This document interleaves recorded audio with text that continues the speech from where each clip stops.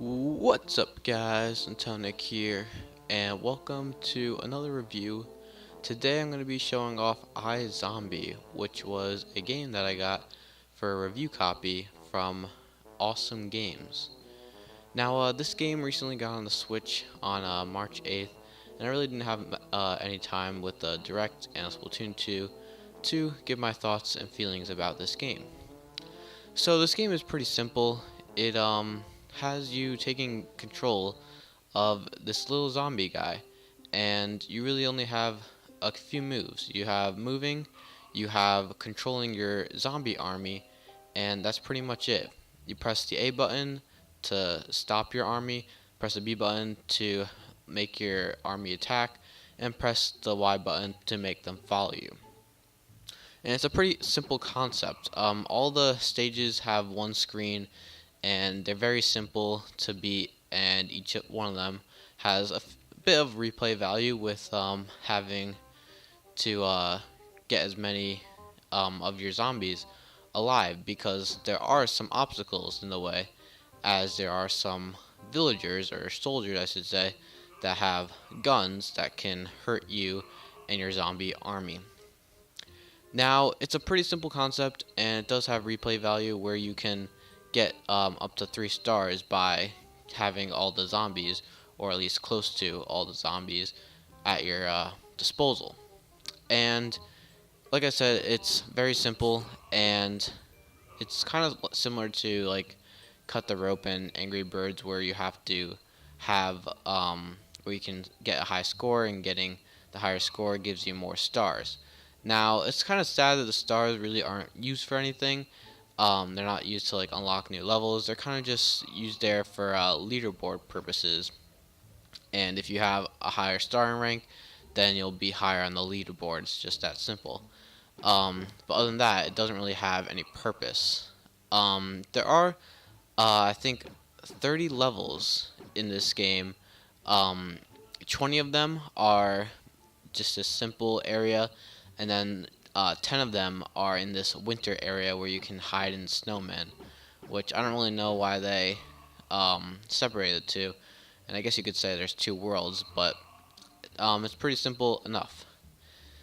Anyway, the songs in this, I feel like, are copyrighted, but I actually figured out that this game actually came out in 2012, and I found a lot of YouTubers actually use the music in this game.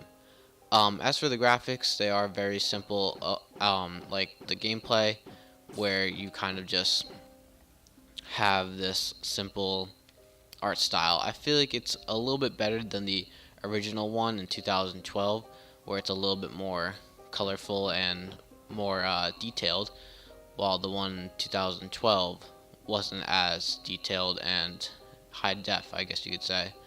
I also like how the weather kind of changes every time you reset the level. It can either be raining, it could be sunny, it could have all these different types of weathers, and it's really cool to see, and kind of have it a different area kind of every time you reset it, which is really cool. I did have some problems with the game. I had like one problem. It only happened to me once, where one of the soldiers actually shot through the little creases between the houses. But other than that, there was also another problem with the zombies, where when you want them to attack, sometimes they'll attack a different villager that you didn't want them to attack, which can be kind of annoying. So if there was like a soldier or like a villager that you wanted them to attack, and you press the attack button, they might not attack that person. It might attack someone else that is farther away or closer, just depending on, I guess, what they feel like. Um, However, you, as your zombie, you kind of move faster than your army, which I found a little bit annoying, because you kind of had to wait for your army to come with you. And I also find it kind of annoying because you're kind of the one vulnerable. If you die, it's game over. But if your army dies, it's not that big of a deal. Also, when you get shot, you slowly you get slower, and that also kind of prevents you from, I guess, running away and getting other villagers or other people as zombies. Which I get why they did that, but it was a bit annoying in my opinion. Um, but yeah, and then also your health bar seems like it's a little bit more than the others, so it's a little bit helpful. And your health bar is in the top right, so it also shows it above your head, but the other ones are just, the other villagers are just above their head, not on the top right screen. um, and talking about the top right screen, the top right and top left screen were kind of annoying because sometimes they would be blocking your view, because some of the villagers might have been in the corner. It didn't really happen that often, but here and there were areas where like a villager or a soldier was in the corner and you couldn't really see that they were attacking you. Anyway, as for the soldiers, they really don't have like tunnel vision. They actually kind of detect you, and it's actually quite annoying in my opinion. Um, it's kind of like a radius of detection, but they can't detect you like if you're behind a wall or something like that. This game also has a level creator, which is also really cool. So you can create your own levels and upload them, kind of like Mario Maker. And I found that really cool too. And you can play other people's levels too, which is pretty cool.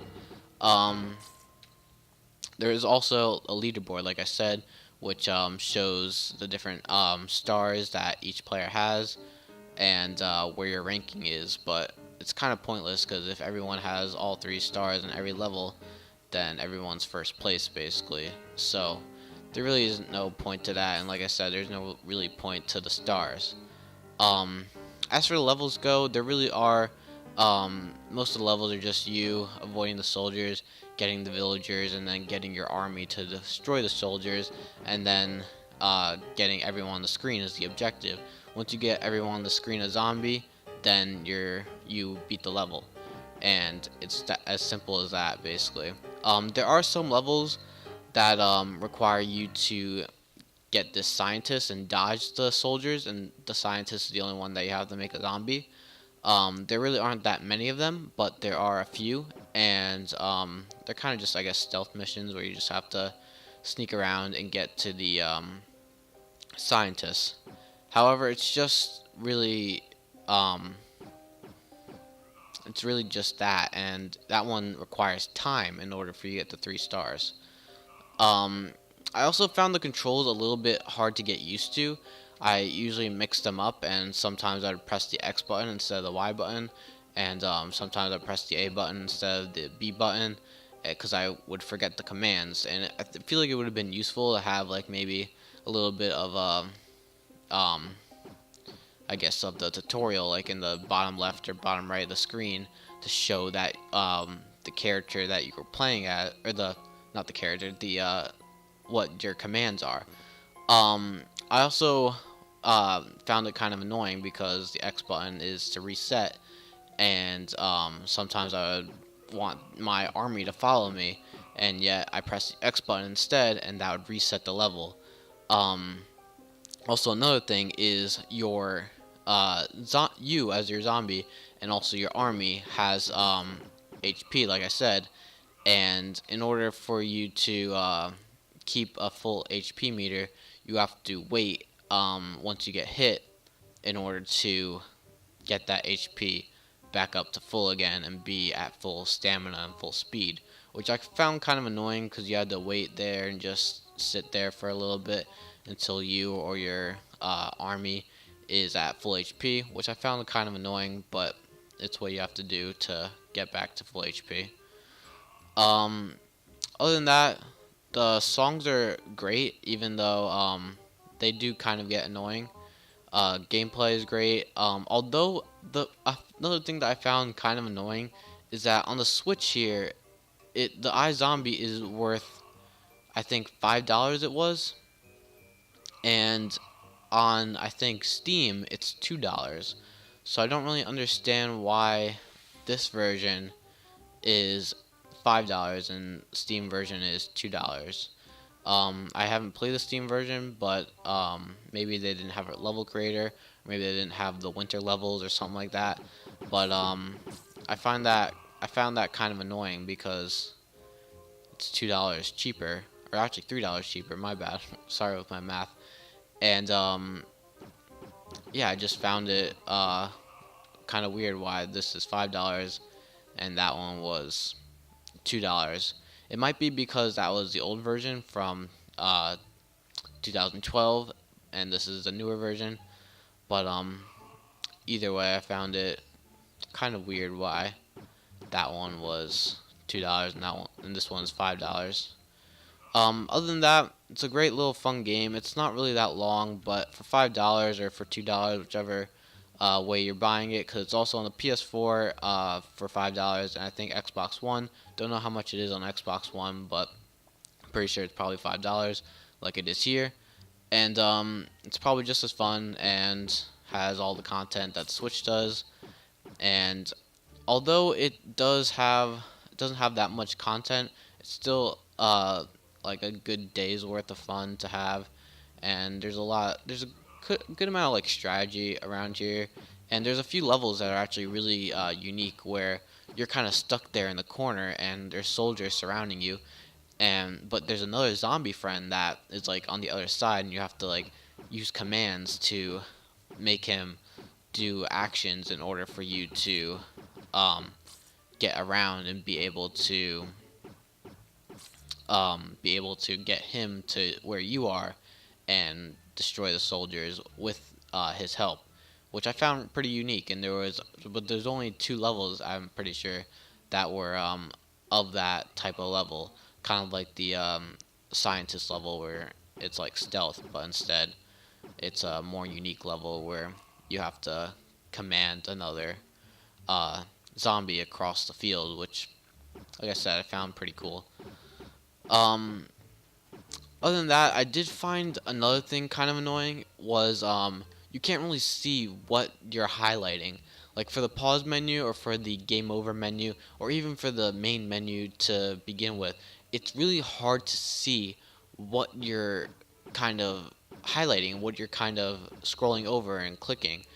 And I find that kind of annoying. And also, it gets stuck there, meaning that when you when you use it, when you go back in the menu again, that's what's going to be highlighted and that's what you're most likely going to click, which I found also kind of annoying. So if I wanted to go to main menu after game over, then I can do that, but if I want to restart the level again, which it usually does, and I press the A button, it'll bring me to the main menu instead because that was the last thing that I clicked, which, like I said, I found kind of annoying.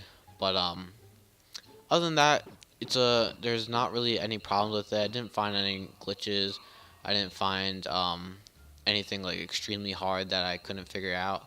The one with the zombie on the other side was a little bit hard to figure out because I was just thinking, how am I gonna get past these soldiers and stuff? But then I realized that there's a zombie on the other side, and then I used him to my advantage, and I solved the puzzle with him, and we were able to complete the level and then move on. I do find it kind of annoying though that you can't skip levels. You have to do them in order. So if you're having trouble on a level, you have to beat it if you want to continue on to the next level. So I found that a little bit annoying too because there's no you have to do them in order, and even if you're stuck on a level, you have to beat it in order to get onto the next one. Even for the second world, the winter levels, you can't play them unless you beat the first world in the regular grassy area, I guess you could say. There really isn't much that they changed in the winter levels. It's just there's snowmen and you hide in them when the soldiers are around, and then you jump out at the right time. Um, it's kind of cool, but I also like how it's not like you're vulnerable in the snowman. If they see you go in the snowman, you're pretty much dead, and they will attack you. It's not like, oh, you're in the snowman, they can't see you. They saw you go in the snowman, they will continually shoot at you, and they will hunt you down. Unlike the unlike when you actually get into it before the soldiers see you, and then you can actually hide in there and wait for them to move or wait for them to come to you. Um, but yeah, other than that, iZombie is a great game. It's like I said, it's $5. It's pretty simple, and it was a lot of fun actually. And like I said, it's kind of endless gameplay, because if you get a lot of people playing it, then there'll be a lot of levels that people will make, and there'll be endless levels basically. And there's a lot of replay value if you want to beat your friends, and there's leaderboards of people um, with the stars and stuff. But anyway, like I said, iZombie is a great game. If you have $5 on the eShop, or maybe even those gold points that you have for My Nintendo, you can use that and get this game because it's pretty fun. So yeah, that's gonna be it for today, guys. Thank you guys all for watching. Make sure to like, comment, subscribe, and stay tuned for more things Nintendo right here on Tonic. Bye.